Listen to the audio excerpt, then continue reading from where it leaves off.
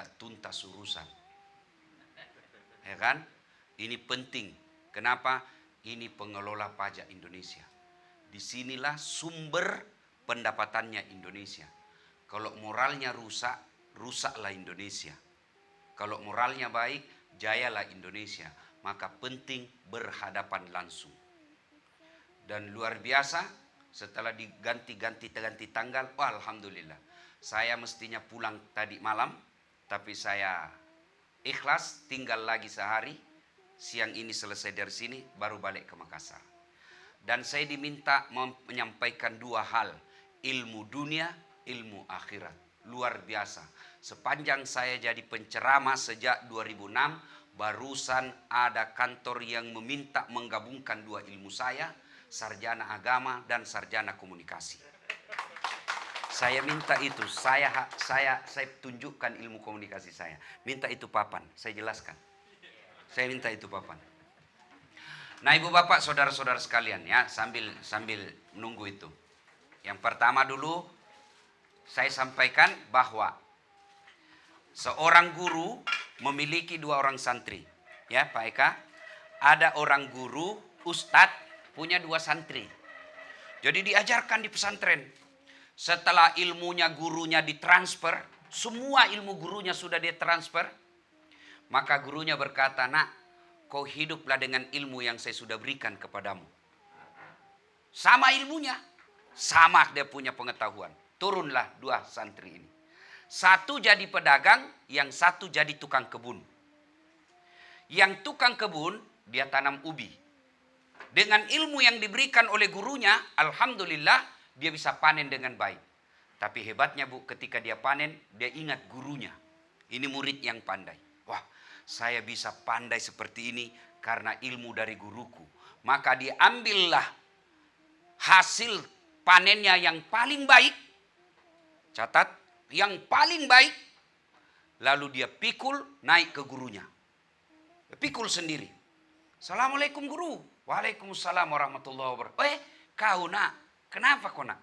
Begini guru, waktu pulang ke pesantren, saya jadi petani ini, ubi. Ada ubi saya bawakan Pak Guru. Ini hasil saya, mudah-mudahan berkah. Kata gurunya, bagus memang sifatmu kau nak. Bawa masuk ke ibumu. Dipikul, dibawalah itu ke istrinya, guru. Cerita-cerita, lalu muridnya berkata, "Guru, saya mau pamit dulu." Kata gurunya, "Tunggu dulu nak, kau duduk sebentar." Masuklah guru ke istrinya. "Bu, apa dikasih itu anak kita?" Dia bawakan ke ubi, bagusnya lagi. Dia pikul lagi, kasihan. Dia bilang istrinya, "Tidak ada Pak." Masa dia pulang tidak ada oleh-oleh buat dia? Kau carikan. "Tidak ada Pak." Kau cari dulu.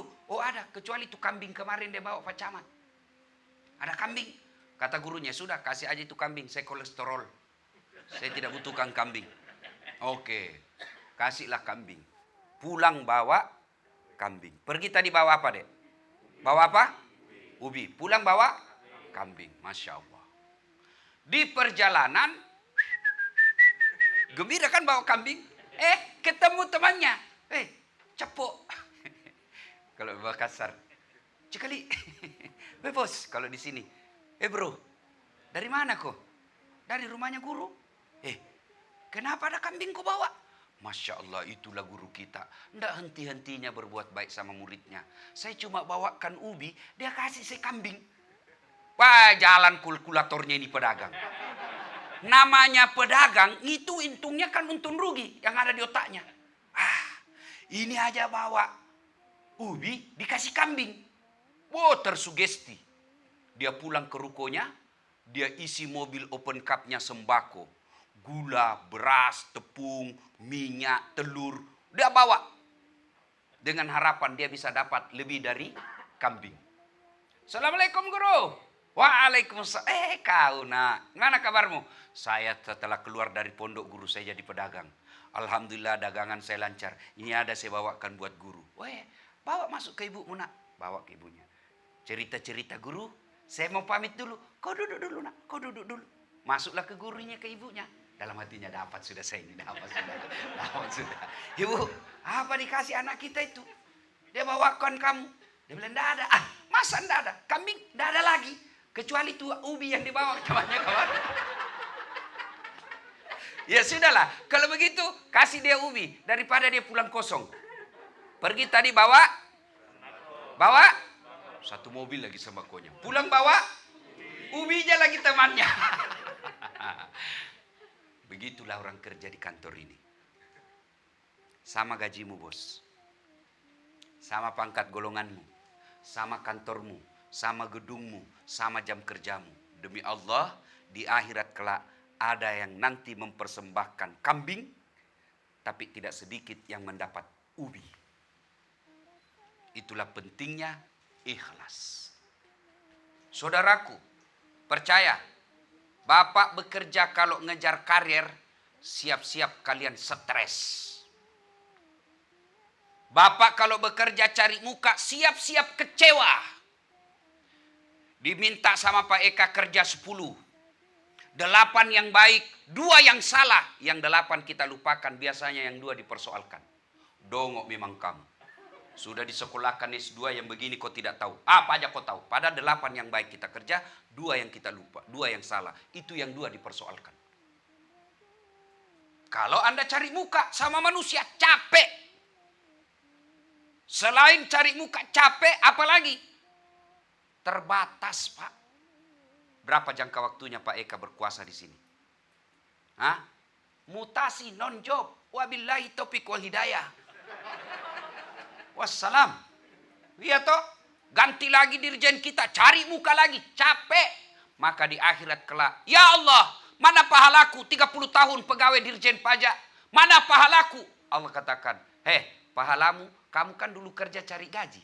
Tiap bulan kau sudah dapat gaji.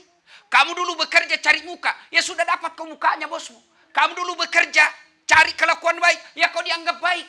Maka kau tidak dapat pahala. Karena apa? Kau tidak bekerja lillahi ta'ala. Semata-mata karena Allah. Pentingnya orang bekerja lillahi ta'ala semata-mata karena Allah. Itulah sebabnya setiap Anda sholat bagi seorang Islam, dia akan membaca doa dalam iftitah. Inna sholati wa nusuki wa mahyaya wa mamati lillahi rabbil alamin. Sesungguhnya solatku, ibadahku, hidupku dan matiku, saya serahkan segalanya kepada Allah. Gajiku, waktuku, keringatku, tenagaku, semua saya serahkan kepada Allah. Mau Pak Dirjenku, mau Pak Menteriku, mau kepala kantorku, senang atau tidak, bukan urusan saya. Urusanku bagaimana mencari ridha Allah. Dan percaya saudara, kalau Anda mencari ridha Allah, semua aturan pasti kau taati. Karena sumber dari semua kebenaran datangnya dari Allah Subhanahu wa Ta'ala. Maka benar Pak Eka katakan, agama apapun agamamu, pasti kalau agamamu bagus, tidak akan mungkin kau bekerja sontoloyo. Mana ada agama mengajarkan malas? Mana ada agama mengajarkan korupsi? Mana ada agama mengajarkan mabuk? Mana ada agama mengajarkan tidak jujur? Mana agama mengajarkan pembohong? Tidak ada. Semua apapun agamamu, bahkan ateis sekalipun, dia menjunjung tinggi namanya budaya kerja yang baik. Maka heran saya kalau jenggotnya panjang, sholatnya bagus, jilbabnya besar, tapi kasar menghadapi konsumen. Tak masuk di akal kita. Ngaji kalau Ramadan, puasa Senin Kamis, tapi berhadapi orang kasarnya minta ampun. Dia salah tidak berarti kau punya hak untuk memakinya. Dia menjalankan pajak tidak berhak kamu memaki-maki dia. Rasulullah manusia paling mulia. Menghadapi manusia kafir sekalipun, beliau tetap menunjukkan akhlakul karimah, akhlak yang mulia. Maka heran, biasa saya datang ke kantor pajak, bingung Pak Eka. Saya mau bayar pajak, saya mau menyerahkan duit, wah dipersulit. Rasa-rasanya baru ketemu kita ini seolah-olah mereka melihat kita ini orang salah. Tidakkah orang yang bekerja dengan baik melayani mereka lillahi ta'ala? Dia salah atau benar, layani dengan baik. Karena ketika Anda melayani dengan baik, maka Anda mendapat apresiasi dari kantor. Anda mendapat apresiasi dari si pembayar pajak. Dan yang paling penting, Anda mendapat ridha dari Allah Subhanahu wa ta'ala. Dan kalau Allah sudah ridha kepada kita, kecil bos dunia. Kecil dunia. Kalau Allah sudah senang kepada Anda, kecil naik pangkat. Kecil. Bagaimana caranya Allah? Tiba-tiba atasan kita meninggal. Naik. Kecil buat Allah. Apalagi tiba-tiba Allah berkehendak dikabulkan doanya ini, dikasih pindah lebih naik tinggi jabatannya. Ini bawa naik lagi. Maka jangan kau berdoa jelek atasanmu, doakan dia naik jabatannya, kau yang ganti. Begitu caranya. Ya Allah, mudah-mudahan ditangkap KPK. Jelek itu doamu. Maka kalau kau doa begitu, maka malaikat juga berkata, ya Allah, kabulkan doanya seperti apa yang dia minta. Jadi kalau Anda mintakan orang celaka, malaikat berkata, kasih juga seperti apa yang dia minta. Kalau Anda doakan, ya Allah, mudah-mudahan Pak Eka segera menjadi dirjen. Orang katakan juga, angkat juga seperti apa yang dia minta. Berikan. Nah, saudara, Bapak, Ibu, saudara sekalian, yang pertama, pelihara keikhlasan. Orang kalau ikhlas bekerja, Pak, tenang perasaannya. Kenapa? Karena dia menganggap saya berbuat baik, mengejar lillahi ta'ala. Yang kedua, Ibu bapak saudara-saudara sekalian, agama apapun kepercayaan Anda pasti percaya ada surga dan neraka. Anda tahu ya namanya neraka? Ya, neraka itu ketakutannya karena api. Api itu menurut keyakinan kita ada 4 jenisnya. Pertama, warnanya merah.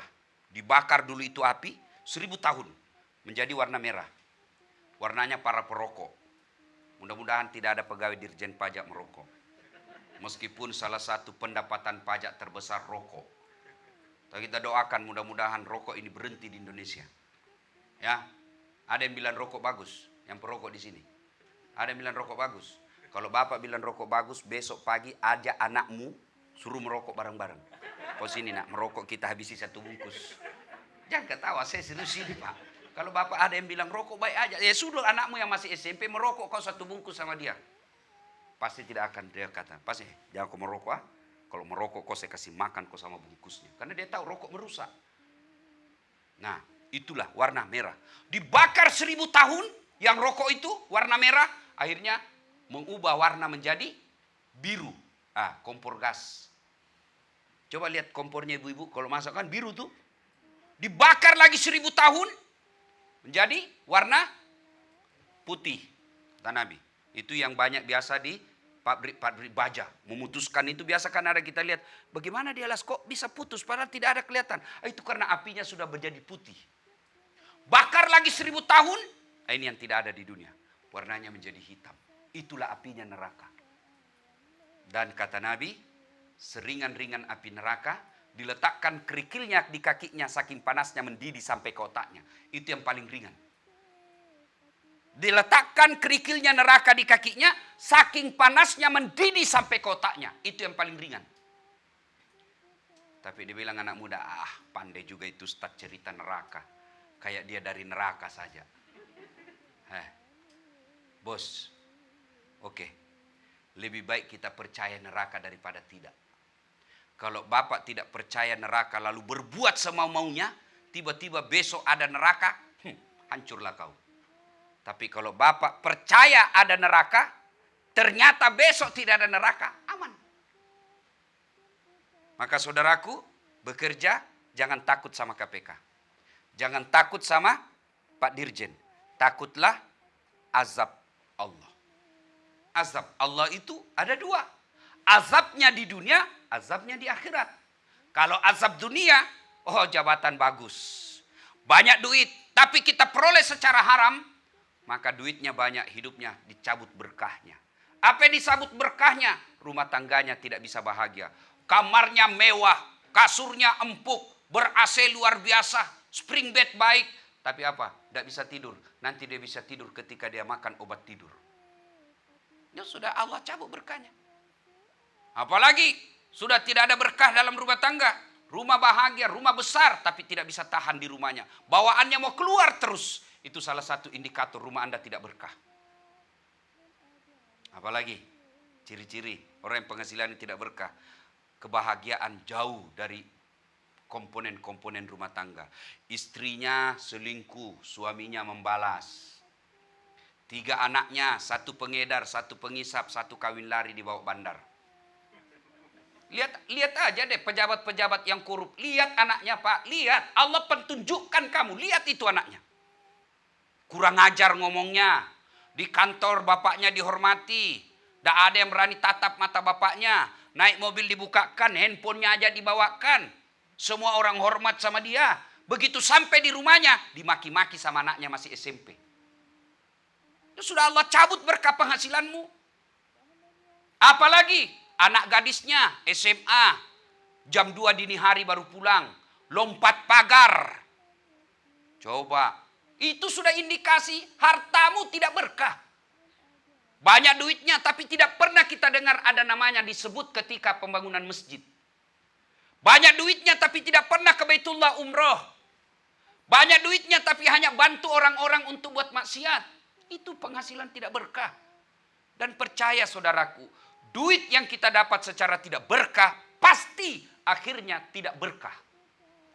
Tapi kalau duit kita dapat dengan gaji, bekerja dengan baik, segalanya halal, segalanya kita peroleh secara bersih, betul kita lihat tidak banyak, tapi dia menimbulkan kebahagiaan. Setiap ada pembangunan masjid, pasti ada namanya disebut nyumbang semen. Setiap ada bantuan-bantuan sosial, ada namanya di situ disebut. Setiap saat dia bisa umroh, bahkan ibunya dia bisa umrohkan, padahal dia sendiri belum punya rumah. Itulah orang yang ciri-ciri berkah penghasilannya. Duitnya memang banyak Pak Eka, tapi tidak ada yang bisa dimakan. Berhadapan meja makan apa dipikir? Asam urat, kolesterol, ginjal. Dilarang makan daging. Bukan lagi. Dilarang makan gula. Dilarang makan garam. Apa bisa dimakan? Ubi rebus warna ungu. Duitnya 7 miliar. Itu ciri-ciri duit tidak berkah. Apalagi tidak ada keberkahan. Apa? Tidak ada ketentraman jiwa. Sudah rumah mewah, ada mobil patroli lewat. Dipikir, wah mungkin saya sudah mau ditangkap ini. Saya sudah mau ditangkap. Padahal ambulans saya lewat. Percaya saudaraku. Dan dunia ini, kalau sudah rezekimu, biar siapa yang menghalangi, pasti dapat. Sebaliknya, kalau bukan rezekimu, tidak akan kau dapat. Meskipun baru berusaha, kaki, kepala jadi kaki, kaki jadi kepala. Tidak mungkin. Dan ingat, rezeki itu bukanlah yang banyak. Rezeki itu menurut agama kita, rezeki adalah pemberian Allah yang bisa kau nikmati. Itu rezeki. Dia dapat duit 1 miliar. Itu rezekinya, belum tentu. Kenapa? Dia sembunyi, bukan atas nama dia. Pakai atas nama orang lain. Begitu dia pakai, orang yang dipercaya bawa lari duitnya. Bukan rezekimu bos, tapi dosanya kau dapat. Itu rezeki, harta, pemberian, penerimaan yang kita pakai. Gaji kita 10 juta, alhamdulillah. 10 juta itu manfaat, itu rezeki. Ada pemberian 10 juta, tapi tidak manfaat. Kenapa? Tidak ada bisa dimakan dari 10 juta itu. Itu bukan rezekimu. Itu rezeki, pemberian nikmat dari Allah di mana kita bisa gunakan. Itulah rezeki. Bapak dapat sogok mobil, dikasih mobil, tapi bukan atas namanya Bapak. Dan Bapak tidak pernah pakai. Itu hanya hayalan Bapak punya, tidak punya nama, namanya bukan atas nama Bapak, pakainya juga sembunyi-sembunyi, dan orang lain yang menikmati. Itu bukan rezekinya Bapak. Tapi dosanya Bapak yang dapat. Saudaraku, jangan pernah cemas soal rezeki. Jangan Anda menyalahgunakan jabatan. Jangan Anda sampai menyalahgunakan tanggung jawab, kewenangan, karena rezeki. Rezeki itu urusan Allah. Ingat, ini kopi Pak, ini catat ini baik-baik. Pekerjaan boleh kau kopi, tapi rezeki tidak mungkin kau paste. Pasti itu. Pekerjaan bisa jadi pekerjaan sama, tapi rezekimu pasti berbeda-beda. Dan jangan pernah saudaraku menggadaikan agamamu, mengkepurukkan akhlakmu, menelantarkan kehidupan abadimu yang di akhirat hanya gara-gara rezeki. Rezeki itu Allah sudah tahu, sudah jamin. Ada 3 rahasia Allah di dunia, tidak boleh dicampuri. Apa itu? 1, ajal. Oh percaya betul kita ini Pak, ajal. Yang kedua, jodoh. Kalau bukan jodoh, tidak nikah kamu, pacaran 3 tahun. Putus baru 1 bulan nikah, ditangkap security. Itu jodoh. Jelek betul suaminya, istrinya cantik, ya jodohnya bos. Yang ketiga, rezeki. Dan rezeki ini Allah jamin dalam Quran. Setiap hambaku yang bergerak, aku telah jamin rezekinya. Bergerak. Artinya bekerja. Pasti Allah jamin rezekimu.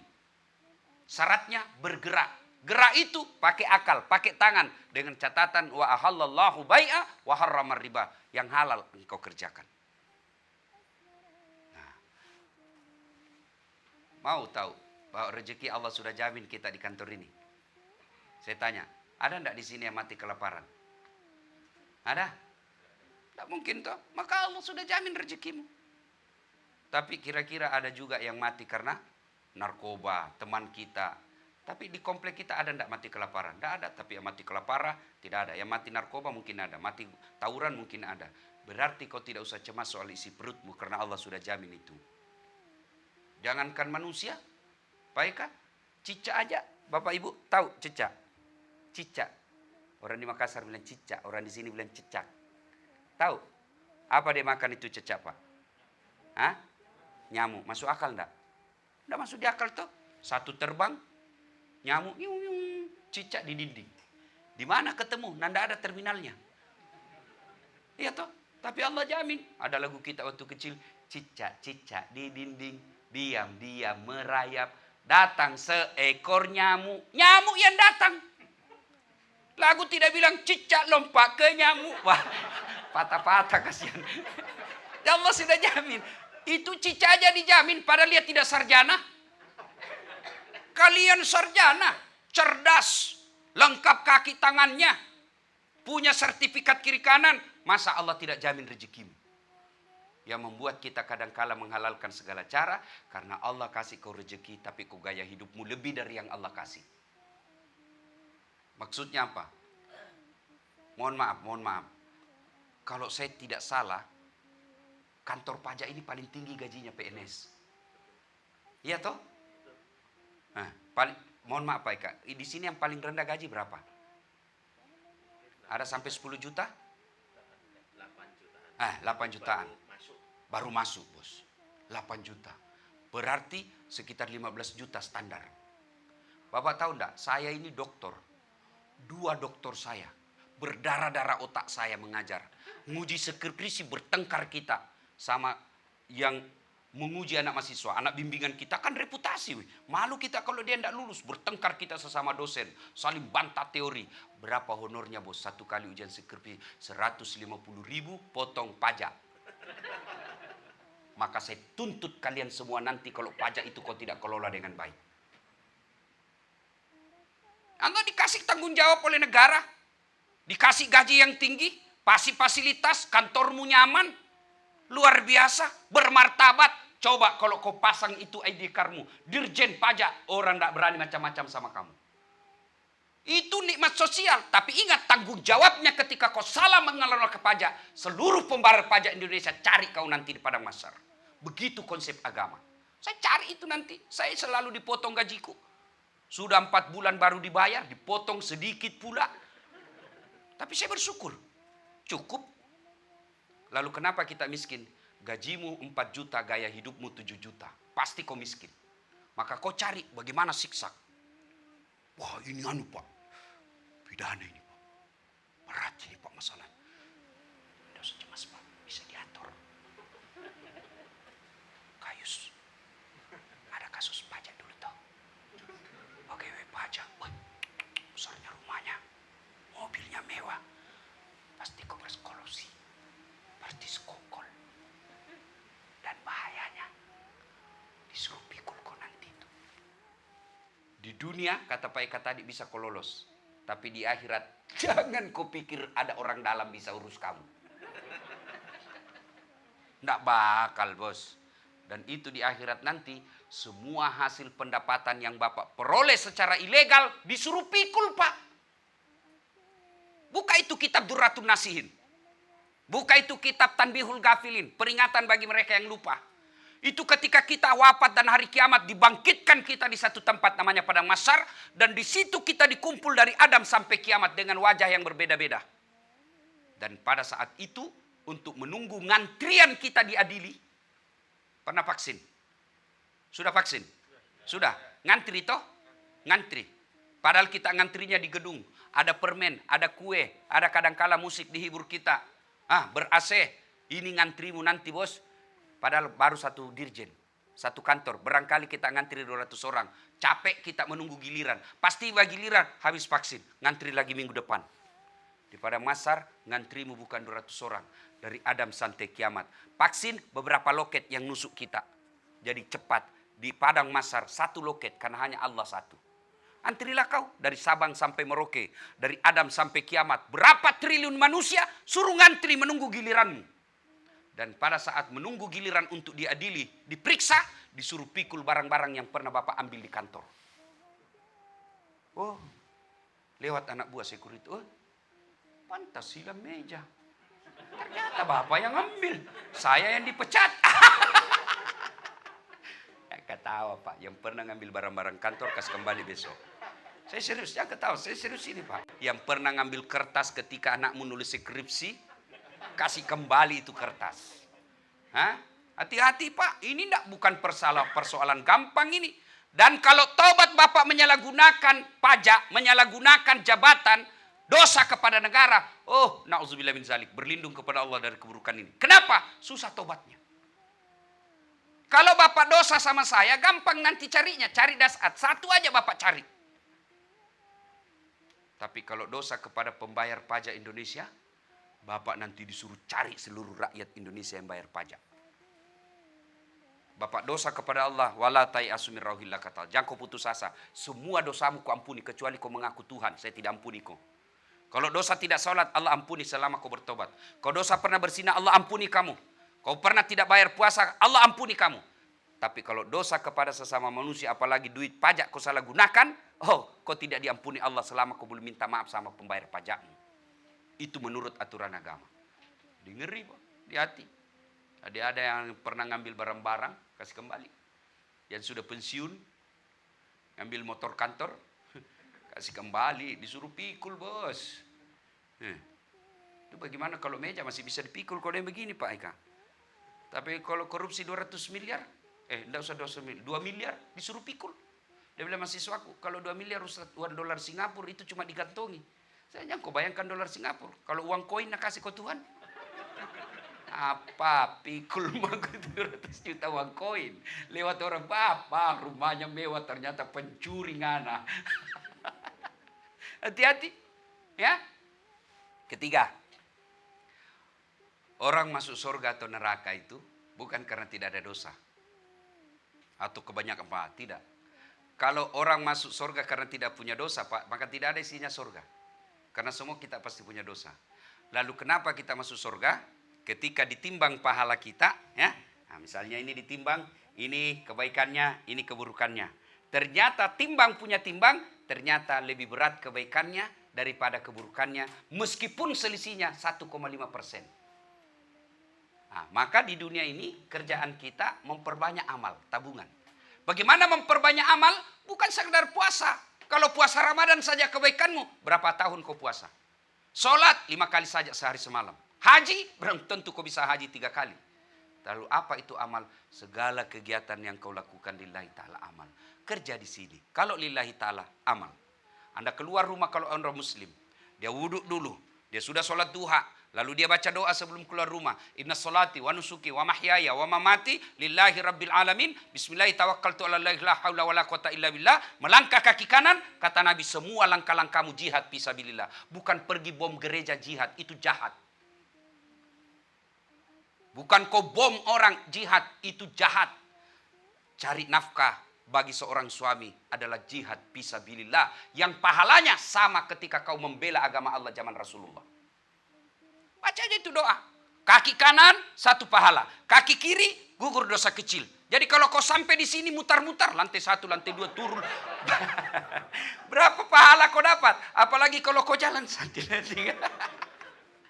Masya Allah. Perbanyak pahala. Anda baca doa itu, menulis laporan, pahala. Melayani orang, pahala. Insya Allah. Maka kali ini bekerjalah dengan niat lillahi ta'ala. Prestasi di dunia kau dapat, prestasi di akhirat kau akan peroleh. Yang kedua, karena waktu terbatas. Sekarang kita bicara komunikasi.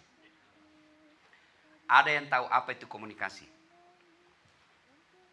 Nah, kalian selalu mengatakan komunikasi, komunikasi. Apa itu komunikasi? Saya kasih kau hadiah kalau ada yang tahu. Apa? Hah? Hah? Nah, ini persoalan buat kalian.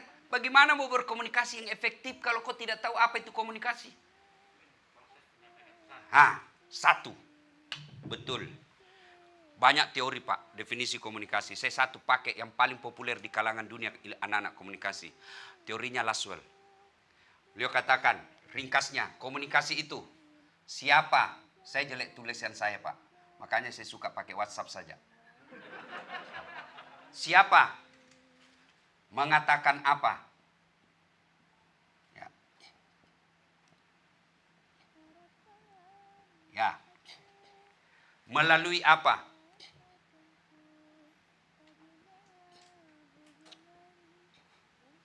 Kepada siapa?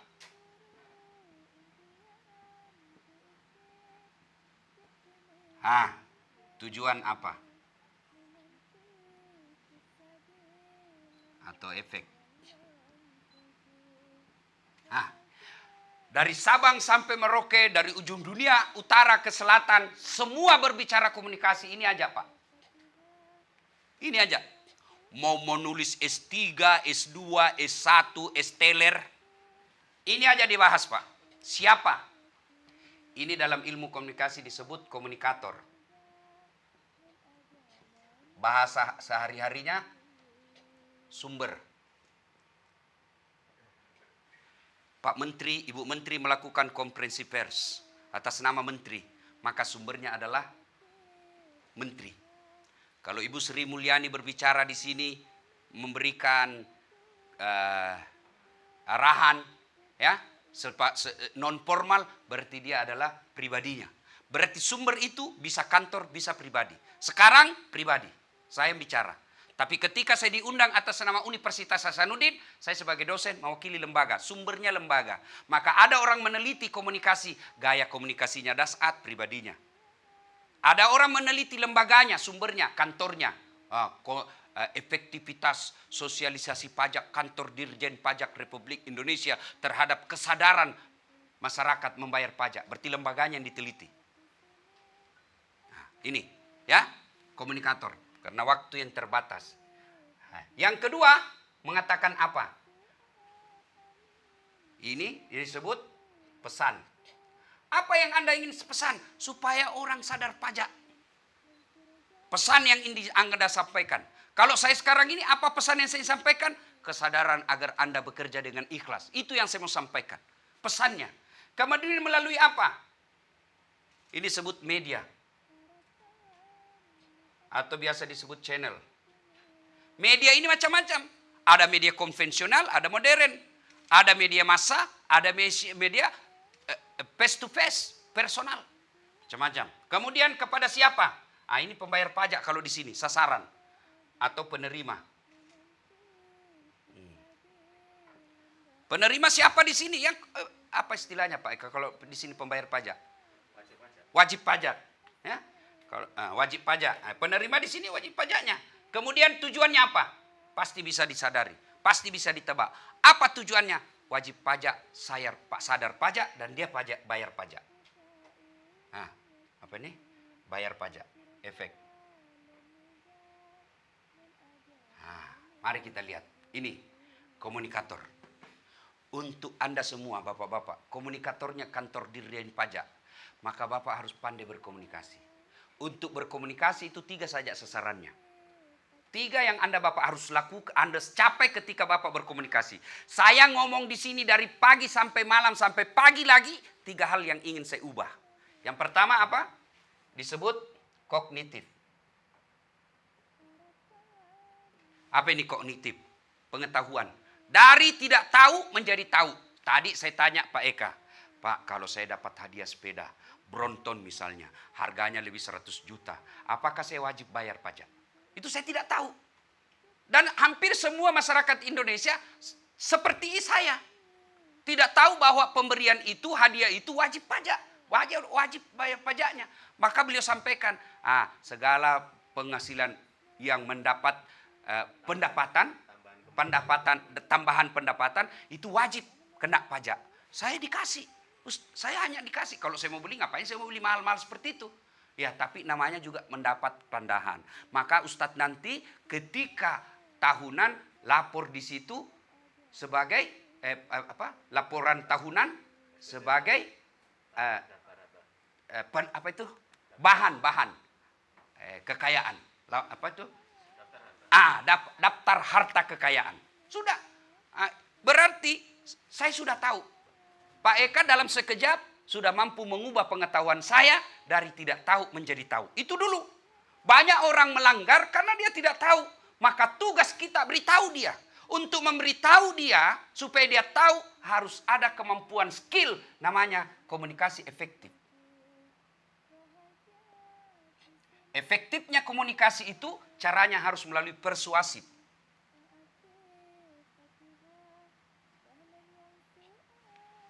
Lawan dari persuasif apa? Kursif. Koersif. Ini bujuk. Bujuknya komunikasi, maka Dirjen Pajak mengeluarkan kebijakan. Apa itu dulu?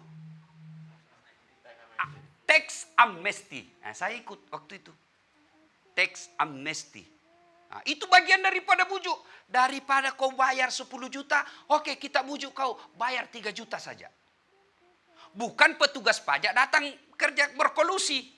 Dasar kantor mini 10 juta. Tapi saya bisa bantu. Daripada kau bayar 10 juta, lebih baik kau bayar sama saya 5 juta saja. 1 juta untuk saya, 4 juta masuk negara. Ini haram, bos. Tapi kalau negara melakukan resmi, itu yang disebut persuasif. Didatangi di rumahnya, itu persuasif. Dan untuk komunikasi persuasif, syaratnya Anda harus punya data dan fakta. Tidak boleh menghayal. Ini faktanya Pak, pajak ini yang Bapak bayar, ini gunanya bangun jembatan. Memang ada penyalahgunaan, tapi kan itu juga semua diproses.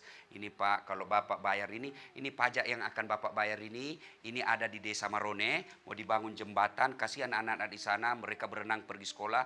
Maka Bapak kalau bayar pajak, ini tujuannya membangun jembatan. Maka menurut agama, sedengar saya Pak ya, kalau Bapak bangun jembatan ini, selain Bapak dapat jembatannya di dunia, di akhirat juga Bapak nanti dapat pahala jariah. Oh, dia senang. Oh ya, saya dapat pahala ini kalau menurut agama saya. Karena pembangunan yang bermanfaat itu bagian daripada amal jariah. Masuk komunikasi persuasif. Ada juga cara kedua. Apa? Kursif. Paksa kau bayar kau pajak. Kalau kau tidak bayar pajak, saya lapor kau di polisi. Ancamannya itu 3 tahun ini. Bayar kau? Saya kasih kau waktu 1 minggu. Kalau kau tidak, lapor ke polisi. Oh, dia langsung bayar Pak. Tapi apa? Dia berusaha untuk mencari pembenaran. Karena dia tidak ikhlas. Tapi kalau dia ikhlas, maka dia akan melakukan tiap tahun sebaik. Karena dia sudah yakin manfaat dari pajak. Nah ini, persuasif, efektif, komunikasi efektif. Ini diajarkan Pak. Kalau di komunikasi kami ini satu mata kuliah ini, komunikasi efektif. 1 semester diajarkan, 6 bulan. Nah ini saya ajarkan 2 menit cukup. Ya, nah, pesan. Bapak ketika menyampaikan pesan harus menarik. Disinilah ada pesan-pesan itu ada kemasannya. Ya, misalnya kalau Dirjen Pajak ada madu, ya kan? Kalau saya tidak salah itu saya pernah dikasih trofi dari lebah, ya kan? Nah, warna kuning. Saya tidak tahu kenapa madu. Ya, Pak Eka tahu cara membuktikan madu asli dengan palsu? Bawa ke rumah. Kalau mengamuk istri di rumah pasti madu palsu asli itu Pak. Ya, karena waktu yang terbatas. Pesan itu Pak harus dikemas. Ya, maka misalnya kata pajak alergi orang dengar, kita ganti dengan kata infak. Ya kan? Dengan dikemaslah dengan sekian rupa supaya enak didengar. Pemilihan warnanya, ya, pemilihan karakter hurufnya, itu ketika kita bikin itu. Maka ketika ada logo mau dibuat, biasanya ada sayembara. Untuk apa? Untuk memilih mana yang terbaik. Ya. Yang kemudian melalui apa? Ini media. Sekarang paling efektif medsos. Itu kalau melalui media, teknologi media. Tapi ada yang media lain yang namanya kemampuan, skill kita miliki. Satu diantaranya public speaking atau retorika.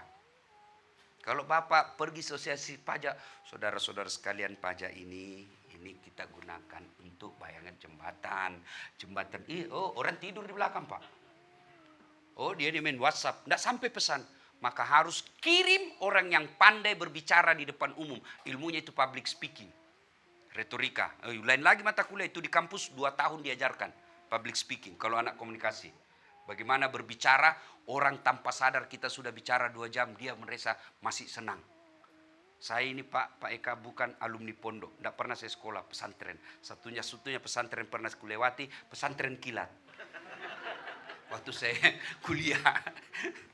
Tapi alhamdulillah channel YouTube saya sekarang untuk konten dakwah di Indonesia paling tinggi penontonnya. Sudah 192 juta lebih. Itu kenapa? Karena saya punya ilmunya menyampaikan pesan-pesan agama. Ya.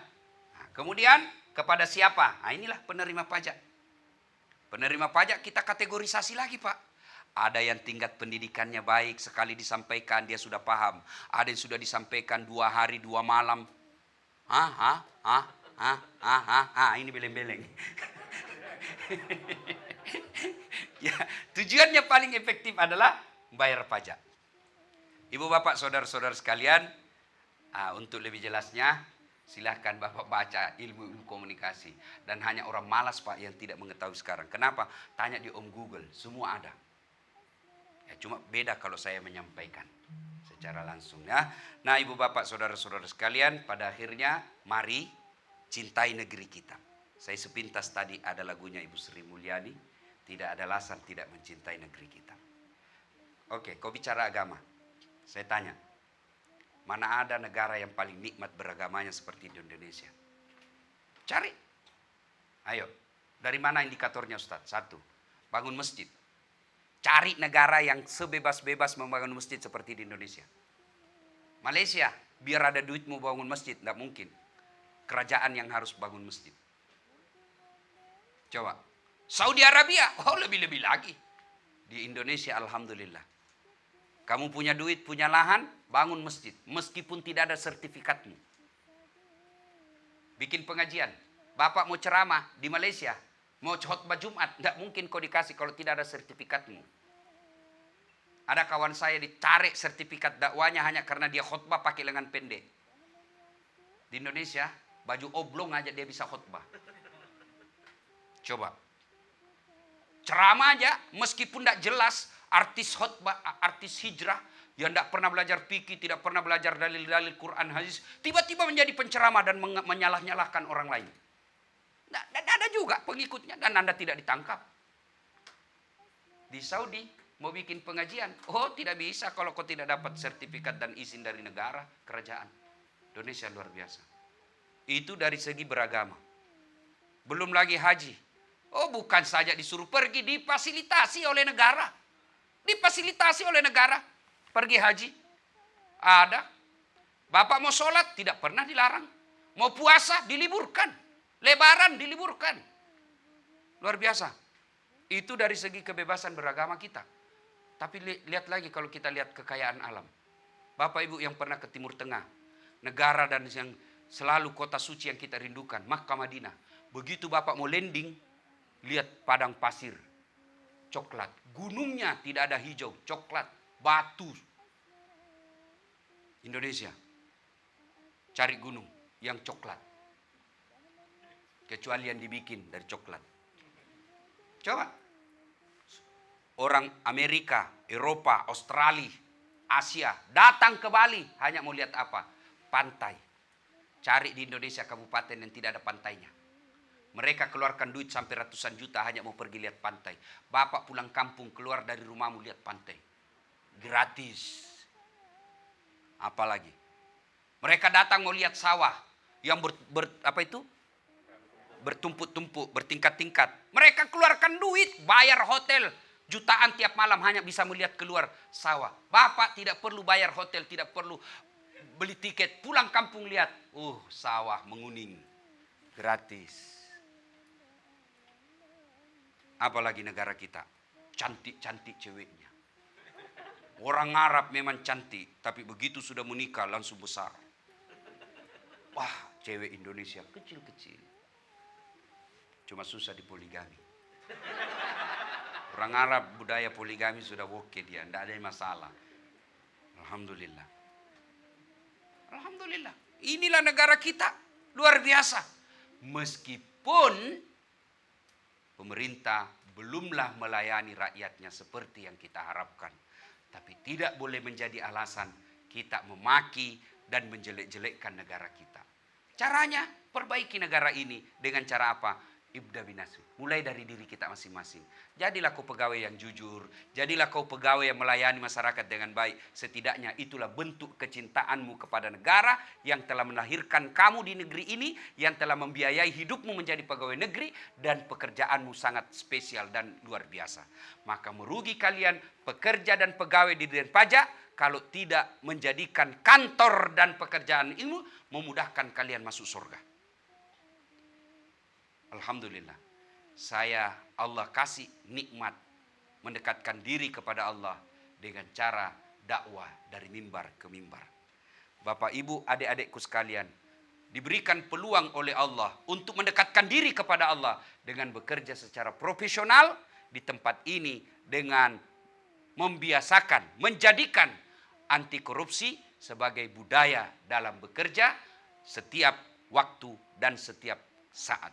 Demikian, mudah-mudahan ada manfaat. Lebih dan kurangnya mohon dimaafkan. Mari kita tutup dengan sama-sama membaca hamdalah. Lebih dan kurangnya mohon dimaafkan. Fastabiqul khairat. Assalamualaikum warahmatullahi wabarakatuh.